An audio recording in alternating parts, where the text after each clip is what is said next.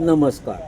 दैनंदिन ठेव प्रतिनिधींनो, भाऊ आणि ताई, फक्त आठवा ते 2011 इलेक्शन, आठवा ते 2016चे इलेक्शन आठवा, ते नोटबंदीसाठी संस्थेसाठी आपण केलेले कलेक्शन आठवा, ती ठाणे येथील प्रतिनिधी सभा. प्रतिनिधी हा संस्थेचा कणा आहे, परंतु पार्टीच्या डॅश डॅश डॅश डॅश आठवा ते आझाद मैदानावरील प्रतिनिधीचे निवेदन दिले. त्याचं काय झालं पुढं माहीत नाही.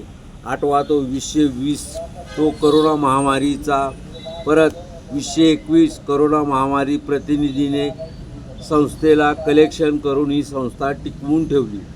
त्यावेळी संस्थेने फक्त आपल्याला किती नाकाला बांधायची फडकी दिली होती? आठवा, सगळ्यांनी आठवा, फक्त 2च टाईम दिली होती. 2020 तो करोना महामारीचा, परत 2021 करोना महामारी प्रतिनिधीने संस्था कलेक्शन करून ही संस्था टिकवून ठेवली आहे.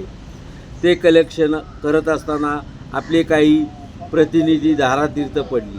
जर एखादी संस्था इलेक्शन जिंकून येण्यासाठी 5% बोनस देऊ शकते, तर थोड्या दिवसाकरताही प्रवास करण्याकरता संस्था खर्च देते. ही संस्था 100 कोटीवरून मिक्स बिझनेस 500 कोटीवरती बिझनेस केला आहे.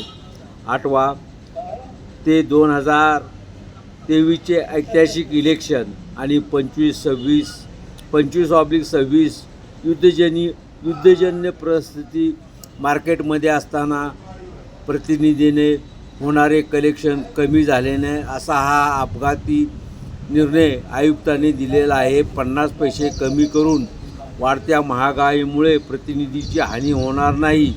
पर्यायी संस्थेचे होणारे घटना दुरुस्ती करून सुधारित करण्यात यावी. यामुळे होणारे 3% कमिशन रेग्युलर करण्यात यावे, अशी ही आपली मागणी आहे.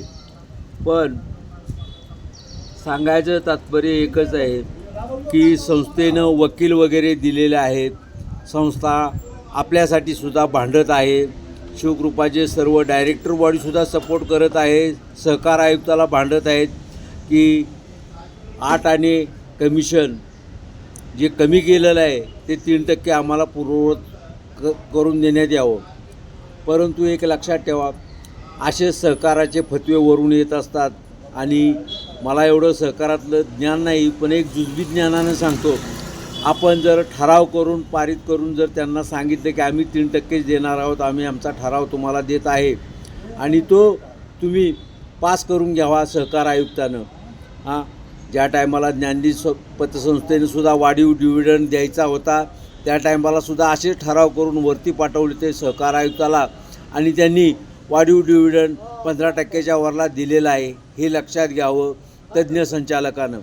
धन्यवाद. जय हिंद, जय महाराष्ट्र. आपण जर सामाजिक मंथन यूट्यूब चॅनल सबस्क्राईब केला नसला तर अवश्य सबस्क्राईब करा, कारण ह्याच्यावरच आपण एक असा लढा देऊ. मुंबईचे जे एजंट आहेत त्यांनी मुंबईत तुम्ही तुमच्या रबाळे ऑफिस आहे तिथं हे व्हिडिओ टाका आणि आपला लढा एक यशस्वी करूया, कारण लढा दिल्याशिवाय आपल्याला काहीही होणार नाही. हे सर्व प्रतिनिधींनी लक्षात द्यावं. 8 आणे आपल्याला 100% मिळणारच. कोण म्हणतं देणार नाही 8 आणे वाढवून? आपण घेतल्याशिवाय राहायचंच नाही, हा आपला ठाम निर्धार ठेवा. धन्यवाद. जय हिंद, जय महाराष्ट्र. जय सहकार.